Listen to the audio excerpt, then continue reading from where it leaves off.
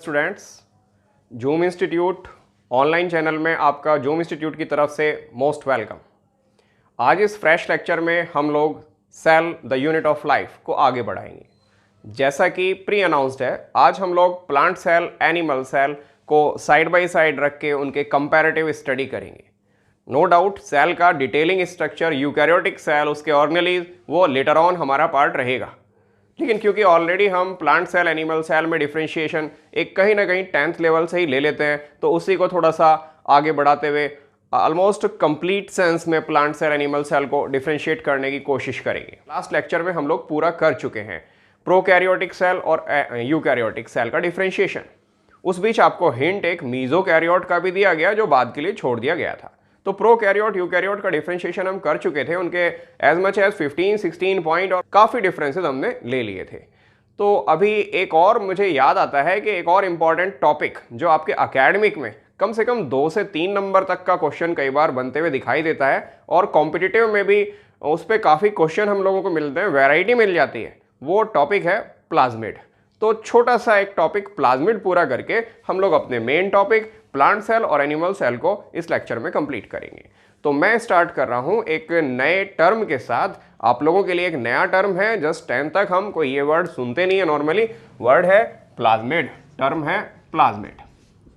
तो बात करते हैं ये प्लाज्मिड क्या है और इसकी क्या वैल्यू है, ये क्यों कहा गया कि इस पर काफ़ी क्वेश्चंस रहते हैं।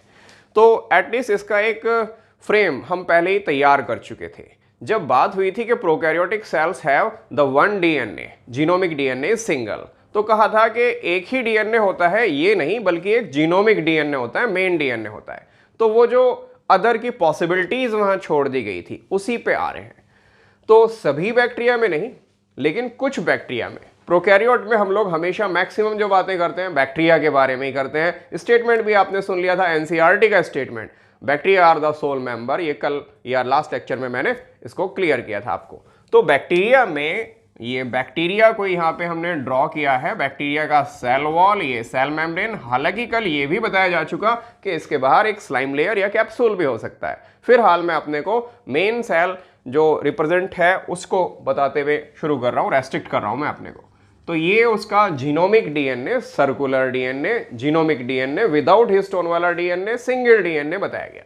ये सेल का साइटोप्लाज्मिक एरिया है जिसमें कुछ 70s राइबोसोम, ये हम ऑलरेडी बात कर चुके हैं, डिटेलिंग लेटर ऑन होगा।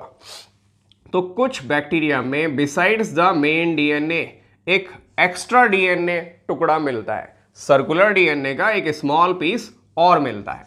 The same is called plasmid, उसी को हम प्लाज्मिड कहते हैं। डिफाइन इसको 2-3 वे में कर सकते हैं, क्योंकि इसको हमने कहा था न्यूक्लियोइड। तो this is extra nucleoid DNA present in the prokaryotic cell. तो एक तो हमें इसका डेफिनेशन मिलता है एक्स्ट्रा न्यूक्लियोइड डीएनए, और क्योंकि उस पे सारे जीन्स हैं जो कि सेल के मेटाबॉलिज्म को कंट्रोल कर रहे हैं, ये भी डीएनए है, जीन इस पे भी होंगे। फिर ये कैसा डीएनए है? This is extra genomic DNA. तो एक्स्ट्रा न्यूक्लियोइड या extra genomic DNA, extra genomic DNA है ये। एक बार फिर से रिपीट कर लेते हैं बात को। Plasmid is extra nucleoid DNA, सभी बैक्टीरिया में नहीं, लेकिन कुछ बैक्टीरिया में एक एक्स्ट्रा डीएनए पीस हमें मिलता है, स्मॉल पीस मिलता है, उसके ऊपर कम जीन्स की पॉसिबिलिटी है, उसको हम बोलते हैं प्लाज्मिड। नाउ इसकी इंपॉर्टेंस समझते हैं, क्यों ये टॉपिक इतना ज्यादा पूछा जाता है। टॉपिक बुक में प्रोकैरियोटिक सेल के साथ है या बैक्टीरिया बताते हुए कहीं उन्होंने मेंशन किया, लेकिन आपको एनसीईआरटी में मिलेगा ये टॉपिक। तो आप इसके बारे में थोड़ा सा डिटेल कर लें, वहां पे प्लाज्मिड को कंसाइज कर दिया है थोड़ा सा, और हम इसको थोड़ा और इलेबोरेट कर देंगे। तो प्लाज्मिड जो है, जो एक्स्ट्रा न्यूक्लियोइड डीएनए है, एक बैक्टीरिया सेल जिसपे मेन जीनोमिक डीएनए, एक एडिशनल डीएनए। अगर हम इन केस इस एडिशनल डीएनए को, एक्स्ट्रा जीनोमिक डीएनए को हटा दें तो क्या होगा? तो जहां तक की बात है कि bacteria cell will still survive, इसकी एब्सेंस में भी बैक्टीरिया का सेल सर्वाइव करेगा। अगर उसके पास ऑप्टिमल कंडीशंस पहले थी विद प्लाज्मिड, जब तक प्लाज्मिड था, और अब उसके पास ऑप्टिमल कंडीशन अभी भी हैं, सराउंडिंग में हॉस्पिटेबल कंडीशंस हैं, फेवरेबल कंडीशंस हैं, बट प्लाज्मिड नहीं है, वो अभी भी सर्वाइव करेगा। तो फिर प्लाज्मिड से क्या होता है, इस पे जो जीन्स हैं वो क्या करते हैं? तो एक बहुत ही इंपॉर्टेंट ये सेंटेंस बोला जाएगा, plasmid contain non vital, plasmid contain non vital but very important gene. काफी बुक्स में ये वर्डिंग आप लोगों को मिलेगा, plasmid contain non vital but very important gene. मतलब ऐसे जीन्स जो भले ही वाइटलिटी या जीवन चलाने के लिए उसको नहीं चाहिए, लेकिन कहीं ना कहीं वो उसके जीवन को या सेल के स्टेटस को बेटर करते हैं, ऐसे जीन्स प्लाज्मिड के ऊपर मिलते हैं। ये जरूरी नहीं है कि जिस बैक्टीरिया में प्लाज्मिड है उसके ऊपर वो सारे ही जीन जो यहाँ पे बताए जा रहे हैं मिले। देयर कैन बी वन और मैनी, लेकिन इस तरह के कुछ जीन्स हैं जिनके बारे में यहाँ पे बताया जा रहा है। तो जीन जिसे मैं अभी बोल रहा हूँ, आपने सुना होगा, थोड़ा सा जेनेटिक्स का भी स्टार्ट आप लोग 10th में ले लेते हो, मेंडल रूल के बारे में पढ़ते हो, तो वहां पे शुरू में वर्ड आपको क्या मिलता था, फैक्टर, वहां फैक्टर वर्ड मिलता था। तो कई बार हम वो जीन भी बोलते हैं, कई बार यहाँ पे हम फैक्टर वर्ड का भी यूज करते हैं। तो बताया क्या गया कि प्लाज्मिड हटाने से कोई सेल केवल प्लाज्मिड के हटने से किल्ड नहीं होगा, क्योंकि प्लाज्मिड उसके सर्वाइवल को एंश्योर नहीं करता। लेकिन अगर प्लाज्मिड वहां है तो उसके पास कुछ एक्स्ट्रा प्रॉपर्टीज होंगी, एक्स्ट्रा पावर्स हो सकती हैं। तो कौन से जीन प्लाज्मिड के पास होते हैं? प्लाज्मिड में पाए जाने वाले मेन जीन्स की या मिल सकने वाले मेन जीन्स की जब हम बात करते हैं तो एक जीन होता है F factor, F for fertility, F for fertility. तो जो बैक्टीरिया जिसके प्लाज्मिड में ये वाला जीन होता है, वही बैक्टीरिया जो हम कल बात कर रहे थे पिलस बनाता है। पिलस जो कि सेक्सुअल अटैचमेंट में रोल प्ले करते हैं, यानी दूसरे बैक्टीरिया के साथ जब उसे कॉन्जुगेट करना है तो जो एक्टिव रोल दिखाएगा वो बैक्टीरिया दिखाएगा जिसके पास एफ फैक्टर या फर्टिलिटी फैक्टर है। F factor, fertility factor, simple. अब आगे ज्यादा डिटेलिंग में नहीं जाना है हमें एनसीईआरटी के हिसाब से अकेडमिकली अभी अपने को स्ट्रॉन्ग करना है पहले। तो अगला जो दूसरा जीन बताया जा रहा है that is R factor, R factor और यू में से आर जीन। तो what is R? R for resistance. Physics में भी आर रेजिस्टेंस के लिए लेते हो, कैपिटल आर लिखा है यहाँ पे, आर फॉर रेजिस्टेंस। तो रेजिस्टेंस क्या? आपने सुना है सभी ने कि एंटीबायोटिक्स के लिए कई बार बैक्टीरिया क्या करते हैं, रजिस्ट करते हैं, यानी हम कोई उस पर एंटीबायोटिक से उसे किल करना चाह रहे हैं और वो काउंटर केमिकल निकाल के एंटीबायोटिक को फिनिश कर दे रहा है। सपोज पेनिसिलिन से हम उसे किल करने जा रहे थे या पेनिसिलिन को हम यूज कर रहे थे और बैक्टीरिया ने कोई पेनिसिलिनेज समथिंग एंजाइम बनाया और उसको वेस्ट कर दिया, इस तरह से उसने अपने को बचा लिया। तो ऐसी जो प्रॉपर्टीज होती हैं बैक्टीरिया में, जो रेजिस्टेंस आ जाते हैं एंटीबायोटिक के, वो तभी होते हैं अगर उनके पास वो आर फैक्टर है। तो ठीक इसी तरह से कुछ बैक्टीरिया ऐसे भी होते हैं जो अपने आसपास अदर बैक्टीरिया को ग्रो नहीं करने देते या उनको वहां पे सस्टेन नहीं होने देते, तो वो कुछ टॉक्सिन्स बना के अपने सराउंडिंग में, विसिनिटी में निकालते हैं। उन टॉक्सिन को हम नाम देते हैं कोलिसिन्स, उन्हें हम नाम देते हैं टॉक्सिन, उन केमिकल को कोलिसिन नाम देते हैं उन टॉक्सिन को। तो इसको कभी कभी शॉर्ट में इसी तरह से कोल फैक्टर, आप पूरा बोलना चाहें तो कोलिसिन फैक्टर भी कह सकते हैं। एक ये भी जीन प्लाज्मिड पे हो सकते हैं। एंड लास्ट, कुछ बैक्टीरिया जो कि नाइट्रोजन फिक्सेशन करते हैं, एक और नाम जो आप 10 से सुनते हुए आ रहे हैं, राइजोबियम। तो उनमें नाइट्रोजन फिक्सेशन से संबंधित कुछ इंपॉर्टेंट जीन्स वो भी प्लाज्मिड में होते हैं, जैसे कि निफ या फिक्स नाम वाले जीन्स या फैक्टर, फिर से मैं बोल रहा हूं फैक्टर भी कह सकते हैं आप, निफ या फिक्स जीन्स। निफ और फिक्स अभी ज्यादा डिटेल में नहीं जाना, सिंपली नाइट्रोजन फिक्सेशन, दो हिस्से कर लिए हमने, एक निफ जीन एक फिक्स जीन, नाइट्रोजन फिक्सेशन संबंधित ये जीन्स हैं। तो इस तरह से अगर किसी बैक्टीरिया से, सपोज मैं अभी प्लाज्मिड हटा रहा हूं जो एक एंटीबायोटिक की वजह से एंटीबायोटिक को रजिस्ट कर रहा था, तो अब जब प्लाज्मिड हटा दिया गया उसका रेजिस्टेंस पावर, रजिस्ट करने की एबिलिटी कम हो गई उस एंटीबायोटिक को रजिस्ट करने की, और अब वो एंटीबायोटिक से किल हो सकता है। ये मतलब नहीं हुआ कि प्लाज्मिड हटाया क्योंकि आर फैक्टर हट गया इसलिए वो किल हो गया, आर फैक्टर हटने से उसका डिफेंस कम हो गया और अब वो एंटीबायोटिक से किल हो गया। तो प्लाज्मिड हटाने से सिंपली कोई किल नहीं होता।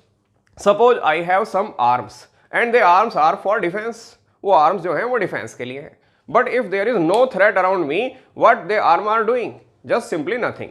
तो अगर मुझे डिसआर्म कर दिया जाए तो क्या आई विल गेट किल्ड? तो क्योंकि वहां पे किसी तरह का कोई थ्रेट नहीं था, आर्म की कोई नीड नहीं है, but in case there are some threat the arms can be utilized, वो उन्हें यूज किया जा सकता है। तो इसी तरह से ये जो जीन्स हैं इनसे वो कुछ स्पेशल पावर दिखाते हैं। तो एक स्पेशल पावर, ये आर्म्स के बारे में मैंने आर फैक्टर के रेफरेंस में कहा था। ऑफ कोर्स मेरे पास और कुछ फैसिलिटीज भी हैं जिन्हें मैं चाहूं तो मान लो यूज कर सकता हूं, सपोज कोई इलेक्ट्रॉनिक गैजेट, पर मान लो उसकी नीड नहीं है, तो क्या कर रहा है प्लाज्मिड? प्लाज्मिड के पास सिर्फ कुछ ऐसे जीन हैं जो उसकी लाइफ को बेहतर बना सकते हैं या उसको कहें स्ट्रॉन्गर बना सकते हैं, उसको कुछ एक्स्ट्रा एबिलिटीज दे सकते हैं। अगर वो एबिलिटीज नहीं भी होंगी, वो डिफेंस नहीं भी होगा, तो भी फेवरेबल कंडीशन में वो स्टिल सर्वाइव कर जाएगा। तो plasmid contain non vital but very special gene, और उन जीन्स का हमने रेफरेंस लिया। तो बहुत इंपॉर्टेंट एक टॉपिक ये रहता है प्लाज्मिड का। लास्टली सम अप कर रहे हैं, प्लाज्मिड जो है ये भी सर्कुलर डीएनए है, स्मॉलर है, और ये न्यूक्लियोइड या जीनोमिक डीएनए से थोड़ा अलग है, तो इसको प्लाज्मिड बोलते हैं। अब आगे अपने मेन टॉपिक की तरफ हम बढ़ेंगे। प्रोकैरियोटिक सेल के जो मैक्सिमम टर्मिनोलॉजी जो आई है वो हमने कहीं ना कहीं थोड़ा थोड़ा टच कर लिया है।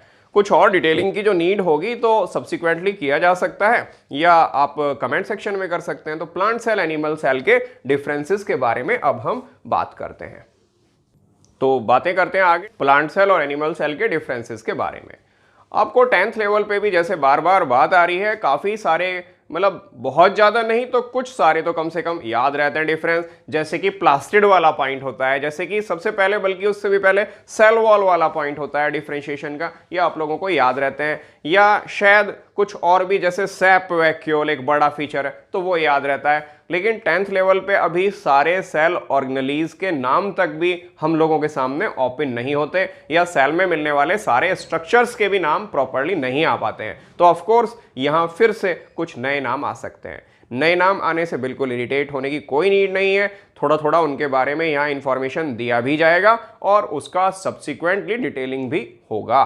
तो इसलिए प्लांट सेल और एनिमल सेल में जब डिफरेंस की बात करते हैं, हमने कहा था हम ऐसे उसको मेमोराइज करेंगे ताकि एक फ्लो बना रहे और हम इसको वन आफ्टर अदर करते चलें। तो सिंपली पहले वो हम डिफरेंस लेंगे, देखेंगे आप, पहले हम डिफरेंस वो लेंगे जो प्लांट सेल में मिलती हैं चीजें और एनिमल सेल में नहीं, ऐसे कुछ डिफरेंस, लगभग कुछ डिफरेंस हम इनसे बनाएंगे। फिर हम लेंगे जो चीजें एनिमल सेल साइड में मिलती हैं लेकिन प्लांट सेल साइड मिसिंग है, दो कैटेगरी हुई। फिर हम कौन से डिफरेंस लेंगे? वो ऑर्गेनेलिज जो दोनों में मिलते हैं बट विद सम डिफरेंसेस, तो फिर हम उसकी बात करेंगे। इस तरह से एक अप्रोच हमारा बनेगा कि कैसे हमें आगे फ्लो में डिफरेंशिएशन लेना है।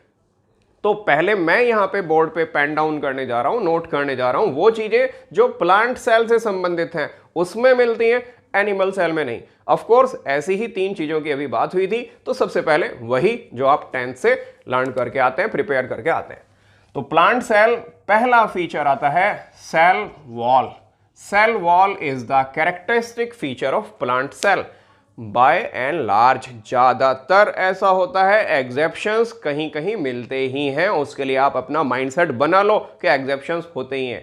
जब तक कहा ना जाए, आप किसी भी बात में हल्का सा एक गुंजाइश लेके चलेंगे, जब तक कहा ना जाए कि without any exemption this feature is found in this, ठीक है, तब तक उसको आपको मान के चलना है, कुछ ना कुछ एग्जेप्शंस हियर एंड देयर मिलते ही हैं। तो plant cells usually have cell wall present, और एनिमल सेल में सेल वॉल एब्सेंट। तो ये पहले से आपको मालूम था। सेल वॉल किस केमिकल का है इसको बाद में देख लेंगे, सेल वॉल के बारे में बाद में बात कर लेंगे। दूसरा जो फीचर आता है, 10th में कुछ स्टूडेंट तो लिखाते हैं कि क्लोरोप्लास्ट, ठीक है, तो क्लोरोप्लास्ट नहीं बोलेंगे, बेटर टर्म लेंगे प्लास्टिड। क्यों क्लोरोप्लास्ट कहना? क्या हर एक प्लांट की सारी सेल ग्रीन ही होती हैं? नॉन ग्रीन भी होती हैं, उनके अंदर कलरलेस प्लास्टिड भी हो सकते हैं, और कई बार वो पेटल्स वगैरह फ्लावर की अगर हम बात करें तो क्रोमोप्लास्ट भी तो होते हैं ना, कलर्ड प्लास्टिड, तो फिर हम प्लास्टिड बोले ना। तो क्लोरोप्लास्ट की बजाय हम यहाँ पे सेकेंड जो ले रहे हैं वो ले रहे हैं प्लास्टिड्स। तो प्लास्टिड्स आर प्रेजेंट और no plastids in animal cell. Animal cell में प्लास्टिड्स नहीं मिलते। अलग अलग स्टूडेंट्स अलग अलग हैबिट्स। कुछ स्टूडेंट्स की आदत होती है कि वो बीच में कई बार कुछ स्पेशल चीज क्लासरूम लेवल पे पूछना चाहते हैं। अब यहाँ पे क्योंकि हम वर्चुअल लेवल पे एक तरीके से सीधे फ्रंट कांटेक्ट में तो है नहीं, तो कुछ बातें उनके मन में रह जाती हैं। कुछ लोग कहेंगे आपने कहा एनिमल सेल में नो प्लास्टिड बट यूग्लिना, तो ऐसे ऑर्गेनिज्म को बेटा छोड़ देना है जो एक कनेक्टिंग लिंक जो कहे जा रहे हैं, या जो मैंने कहा एक्सेप्शन सॉर्ट ऑफ है, उनको छोड़ देना है। यहाँ पे हम बात कर रहे हैं पहले जनरल लेवल पे या कॉमन लेवल पे। तो कॉमन लेवल पे प्लास्टिड्स प्रेजेंट, नो प्लास्टिड। तीसरी बात, तीसरा जो आप लोग पहले से, और अभी मैंने उसको बोला भी था कुछ समय पहले, सैप वैक्यूल। सैप वैक्यूल एक बड़ा फीचर है प्लांट सेल का। इन केस अगर किसी को ये सैप वैक्यूल क्लियर नहीं, तो प्लांट सेल में पहले भी हम लोग बात कर चुके हैं, जो सेल वॉल है it is just like a nail. ये डिफेंस या प्रोटेक्ट तो कर रहा है but it is a dead. तो सेल वॉल एक डेड पार्ट होता है प्लांट सेल का। उसके बाद जब लिविंग सेल शुरू हुआ तो लिविंग सेल का ये है लिविंग मेम्ब्रेन, सेल मेम्ब्रेन। और प्लांट सेल के अंदर जो एज मच एज 80 to 90%, कभी कभी even more, this much area is occupied by the vacuole. तो अंदर एक फ्लूइड फील्ड स्पेस मेम्ब्रेन से कवर्ड होता है, जिसको हम बोलते हैं, जिसमें सैप भरा हुआ है, तो हम बोलते हैं उसको सैप वैक्यूल। तो सैप वैक्यूल प्लांट सेल का एक बड़ा फीचर है, इंपॉर्टेंट फीचर है। एनिमल सेल में सैप वैक्यूल एब्सेंट और निल, एब्सेंट और निल साइज, यानी छोटा मोटा सा कोई सैपी कंटेंट कहीं मिल जाए तो बहुत निल साइज की होती है।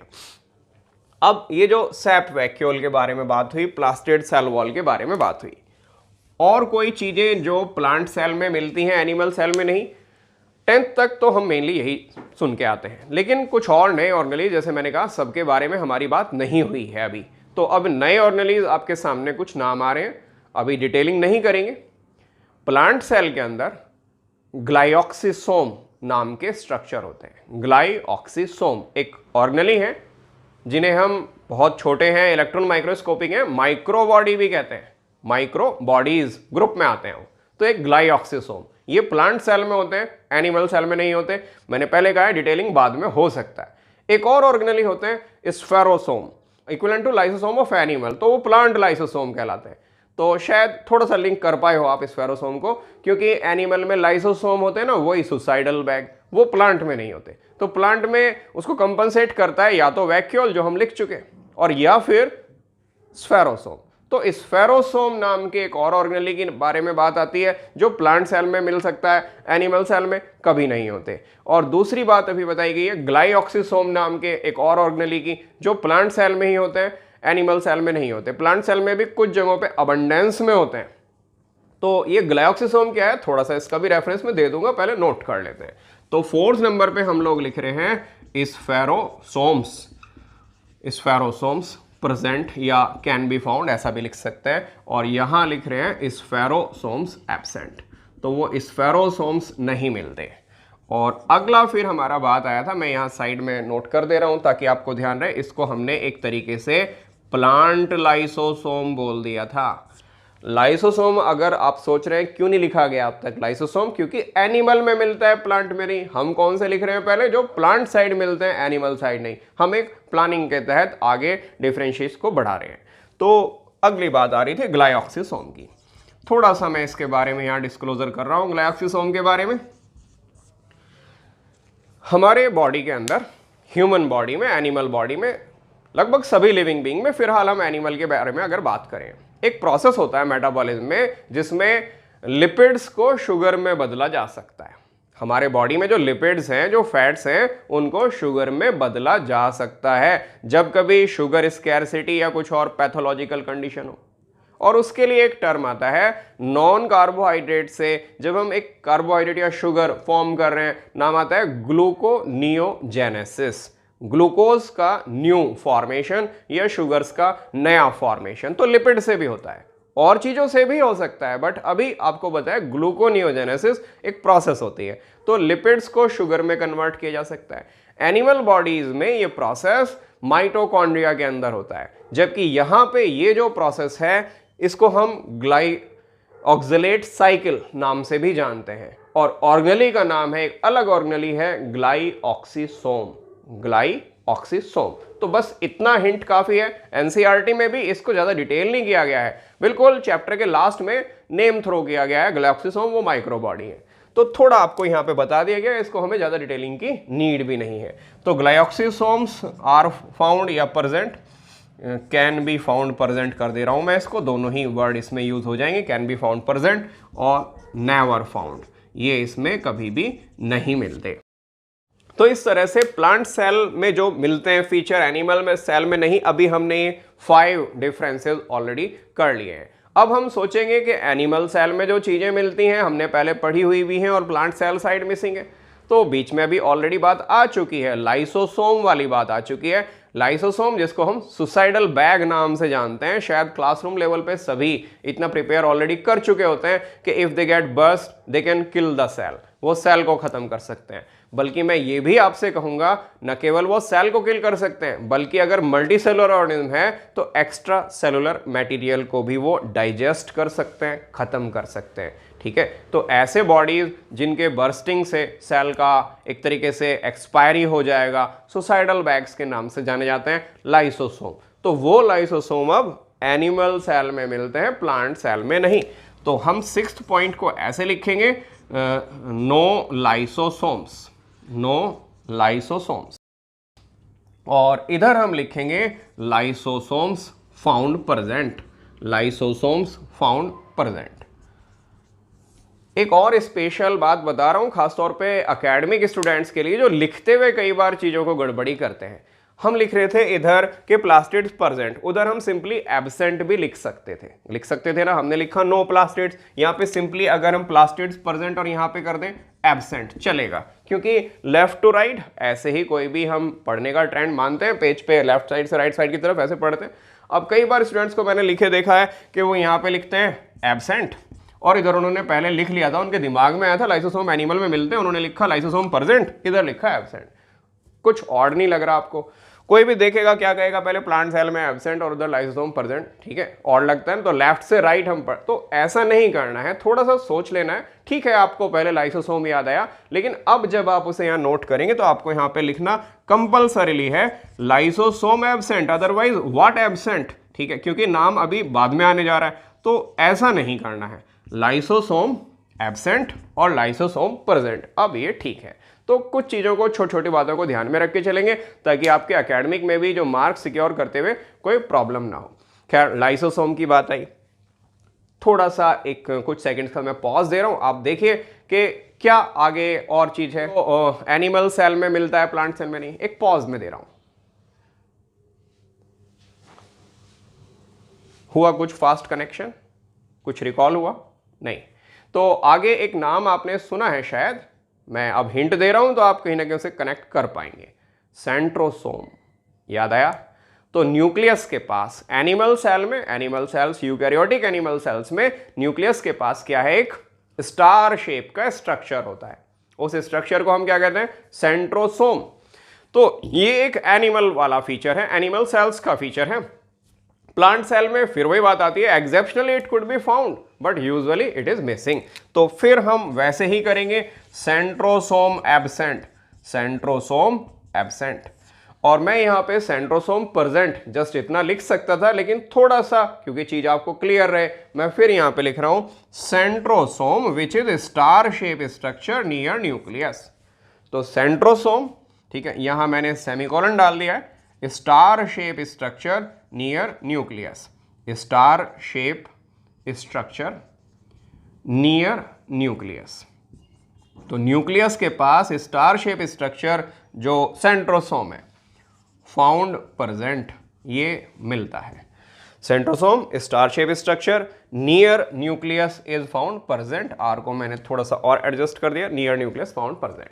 तो एनिमल साइड में जो मिलते हैं, अभी एनिमल साइड वाले डिफरेंसेस अभी जितने हमने प्लांट में लिए उतने ज्यादा ऑर्गेनेलिज के नाम ऐसे नहीं मिलते। आप देख रहे थे ऑर्गेनेलिज ज्यादातर प्लास्टिड की बात आई, वैक्यूल की बात आई, ग्लायोक्सिसोम की बात आई, स्फेरोसोम की बात आई, तो वो प्लांट सेल में कुछ ज्यादा डाइवर्सिटी वाले या वेराइटी टाइप के ऑर्गेनेलिज हमें मिलते हैं। एनिमल में ऑर्गेनेली के नाम पे उतना ज्यादा डिफ्रेंशिएशन हम लोगों को नहीं मिल पाता। अब जब हमने प्लांट सेल में मिलने वाले एनिमल सेल में नहीं, एनिमल सेल में मिलने वाले प्लांट सेल में नहीं, इसके अलावा हम लोग 7 तक पहुंच चुके हैं। कुछ और बिल्कुल बेसिक डिफरेंस की बात कर लेते हैं जो आपको ऑलरेडी प्रिपेयर्ड है, मैक्सिमम स्टूडेंट्स को याद रहता है, और जब भी डिफरेंस एकेडमिकली लिखने को आते हैं तो वो एकदम बोलते हैं प्लांट सेल का रिजर्व फूड, ठीक है ना, प्लांट सेल का रिजर्व फूड स्टार्च और एनिमल सेल में ग्लाइकोजन। यहाँ पे एक बात और याद रखेंगे, ये भी एक जनरलाइज्ड ही स्टेटमेंट है कि प्लांट सेल का रिजर्व फूड जो है वो स्टार्च है, क्योंकि जानते हैं प्लांट से हमें लिपिड्स भी तो मिलते हैं, ऑयल भी तो मिलते हैं, तो प्लांट्स में कहीं ऑयली सीड्स या ऑयल कंटेंट भी तो होंगे। प्लांट से हमें पल्सेस से प्रोटीन नहीं मिलते क्या, तो उसका मतलब उनके अंदर प्रोटीन कंटेंट काफी ज्यादा होगा। तो क्या सभी सेल में ऐसा? तो ये जनरलाइज्ड है, मैक्सिमम जनरल जब हम सेल्स की बात करते हैं तो फिर क्या मिलता है? प्लांट सेल का रिजर्व फूड हमें मिलता है स्टार्च, और एनिमल सेल का रिजर्व फूड हम कॉमनली क्या बोलते हैं? ग्लाइकोजन, जिसे कि हम एनिमल स्टार्च भी बोलते हैं। स्टार्च इतना इंपॉर्टेंट, इतना पॉपुलर वर्ड है कि बहुत सारे और रिजर्व फूड के साथ भी सफिक्स स्टार्च यूज कर दिया जाता है। जैसे डहलिया नाम का एक प्लांट है, तो उसके रूट्स में मिलने वाला जो रिजर्व है उसको हम नाम देते हैं डहलिया स्टार्च। वो स्टार्च नहीं है बट हम उसे नाम देते हैं डहलिया स्टार्च, क्योंकि स्टार्च एक इतना कॉमन हो चुका है रिजर्व फूड के तौर पे, इतना पॉपुलर वर्ड है। तो डिफरेंस नंबर 8 हम लिख रहे हैं प्लांट सेल में, मैं शॉर्ट में लिखा है RF यहां पे रिजर्व फूड के लिए। Reserve food is starch in common, तो स्टार्च रिजर्व फूड होता है। और इस साइड लिखा है ग्लाइकोजन। ग्लाइकोजन के अलावा अगर हम साथ में जोड़ दें एंड लिपिड्स, तो मेजॉरिटी एनिमल सेल में ग्लाइकोजन, ऑयल या लिपिड्स ये रिजर्व फूड रहते हैं। तो मैं साथ में यहाँ पे कुछ लिपिड्स भी जोड़ देता हूँ। तो these are the reserve food. तो टाइप ऑफ रिजर्व फूड इस तरह से अलग अलग हो सकता है। तो बात करते हैं आगे और डिफरेंसेस के बारे में। अभी तक आपने समझ लिया होगा, डिफरेंसेस समझे तो होंगे, साथ साथ एक प्लानिंग भी मिल गई होगी आपको हमने कैसे किया है। हमने पहले प्लांट सेल के डिफरेंस वो फीचर लिखे हैं जो प्लांट सेल के मेन है, एनिमल सेल साइड मिसिंग, फिर हमने लिखा है एनिमल साइड प्रेजेंट, और फिर हमने एक पॉइंट है रिजर्व फूड वाला अभी तक लिखा है। ये डिफरेंस हम लोग कर चुके हैं। अब एक और बात मैं शेयर करूंगा जिसके बेस पे हम यहाँ पे 4 और डिफरेंस अभी प्रिपेयर करेंगे। हम बात कर रहे थे सेल वॉल के बारे में। आप लोग प्लांट किंगडम, एनिमल किंगडम जैसे वर्ड सुने हैं, आपने सुना है 2 किंगडम क्लासिफिकेशन, और क्या सुना है कि cell wall was the main thing over which this classification was made या प्रिपेयर्ड। तो सेल वॉल के बेस पे ही कहा गया था कि प्लांट किंगडम, एनिमल किंगडम। क्या आपको लगता नहीं है सेल वॉल में ऐसा क्या है? क्यों सेल वॉल के एक बेस पे किंगडम डिसाइड हो गया? क्यों नहीं प्लास्टिड या किसी और के बेस पे? सेल वॉल ही क्यों? एक सेल वॉल की वजह से, जिसे हम रट के बैठे होते हैं कि सेल वॉल प्लांट में होता है एनिमल में नहीं, ये इतना इंपॉर्टेंट फीचर क्यों था? लिनियस ने वो जो 2 किंगडम बना दिए, प्लांट किंगडम, एनिमल किंगडम, वो 5 किंगडम क्लासिफिकेशन आ जाने के बाद भी वो किंगडम, वो लॉजिक इतना तगड़ा क्या था सेल वॉल वाला? तो देखते हैं उसको। सेल वॉल की वजह से बनने वाले डिफरेंसेस की अब हम बात कर रहे हैं। एक टर्म और नया जो आपने मैक्सिमम सुना होगा कहीं ना कहीं, इन केस नहीं तो मैं आइडिया देता हूं। एक अमीबा नाम का ऑर्गेनिज्म, जिसको कि सभी जानते हैं, उसका कोई फिक्स शेप वगैरह नहीं होता। तो जब भी कभी वो पॉन्ड वाटर में आगे बढ़ रहे हैं तो हमने क्या सुना है, उनके साथ उनके जो प्लाज्मा मेम्ब्रेन है या सेल मेम्ब्रेन है उससे आउट पुशिंग्स निकलते हैं, मतलब कुछ चीजें बल्जेस से निकलते हैं। फिर वो पता चला जहां से निकले थे वो तो रिग्रेस हो गया, किसी और साइड से वो हाईलाइट होने लगे या बढ़ने लगे। तो इन स्ट्रक्चर को हम एक नाम देते हैं स्यूडोपोडिया। स्यूडो मीन्स फॉल्स, और पोडिया लिम्स के लिए या फुट के लिए ये वर्ड आ रहा है स्यूडोपोडिया। तो स्यूडोपोडिया अमीबा बना लेते हैं। हमारे बॉडी के अंदर भी जो WBC हैं, जब वो कोई एंगल्फिंग वगैरह कर रहे होते हैं तो वो भी जस्ट इसी वे में स्यूडोपोडिया बनाते हुए उसको एंगल्फ करते हैं। तो ये जो स्यूडोपोडिया है कभी भी प्लांट सेल में तो बन नहीं सकते ना। क्लियर होगा क्यों नहीं बन सकते? There is the rigid cell wall. तो सेल वॉल की वजह से ही एक तरीके से ये हम समझ सकते हैं कि plant cell never form pseudopodia. मैं फिर कह रहा हूं, एक्सेप्शन अगर कहीं आता है तो उसको अभी भूल जाएं। तो नेवर फॉर्म स्यूडोपोडिया, स्यूडोपोडिया। और एनिमल सेल में स्यूडोपोडिया बन सकते हैं, बनाए जा सकते हैं, सिंपली इतनी बात कही जा रही है। तो स्यूडोपोडिया में फॉर्म, स्यूडोपोडिया में फॉर्म। अब एनिमल सेल में हम बात करते हैं कि ऐसे ही किसी भी व्यक्ति के ऑर्गन, अगर कोई किसी व्यक्ति में ऑर्गन फेलर हो गया है तो ऐसा नहीं होता कि किसी भी व्यक्ति के ऑर्गन किसी को भी इजीली लगा दिए जाएं, ट्रांसप्लांट कर दिए जाएं, ऐसा इजीली नहीं होता। उसके लिए काफ़ी सारे टेस्टिंग होते हैं पहले।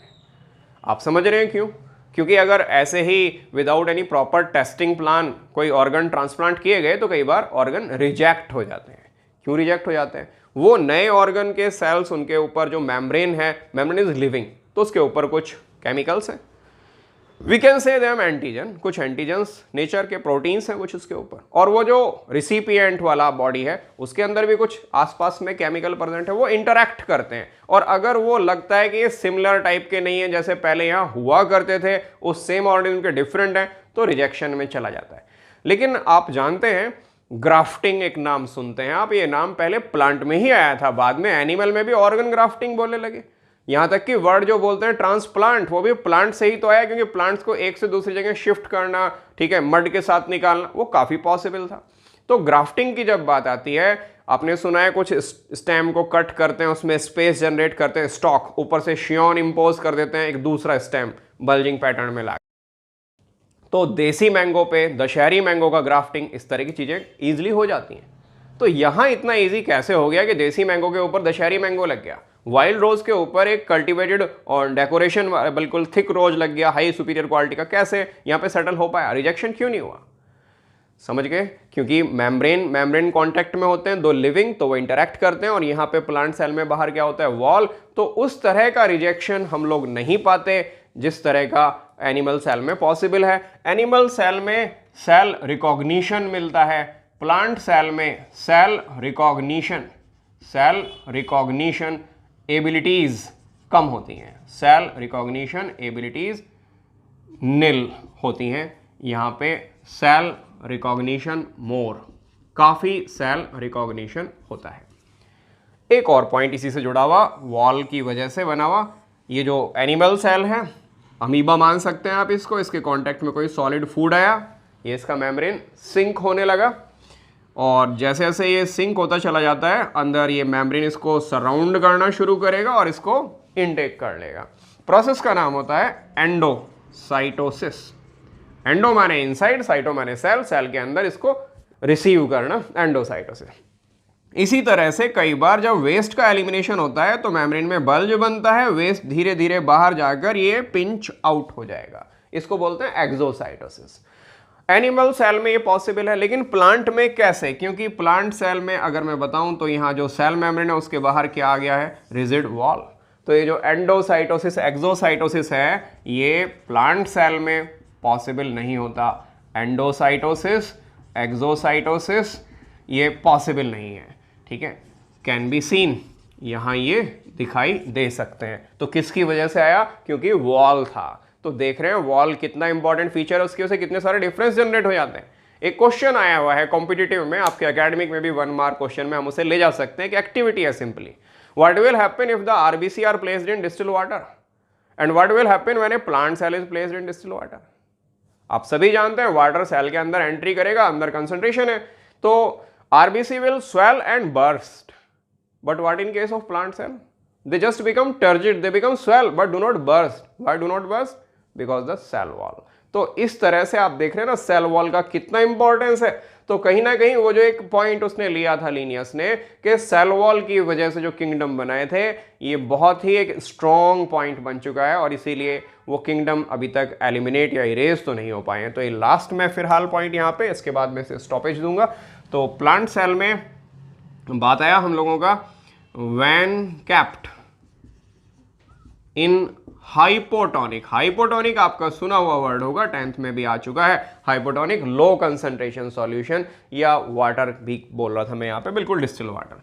तो व्हेन कैप्ट इन हाइपोटोनिक और डिस्टिल वाटर, हाइपोटोनिक सॉल्यूशन और distil water, swell but not burst. और यहां क्या आ जाएगा? स्वेल एंड बर्स्ट या कैन बर्स्ट, ठीक है।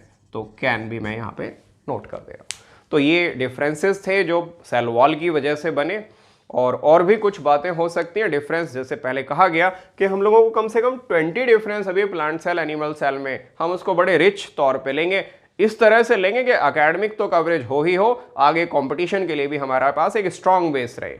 अदरवाइज अगर बेस नहीं होता तो बहुत सी प्रॉब्लम्स आती हैं। तो अगले लेक्चर में हम फिर से इन्हीं प्लांट सेल एनिमल सेल के डिफरेंसेस के साथ आगे बढ़ेंगे। अगर ये पसंद आया है तो इसको लाइक करें, चैनल को सब्सक्राइब करें, अपने फ्रेंड्स के साथ शेयर करें, ताकि वो भी इस तरह के एजुकेशनल वीडियो के साथ कनेक्ट हो सकें होम स्टडी के हिसाब से।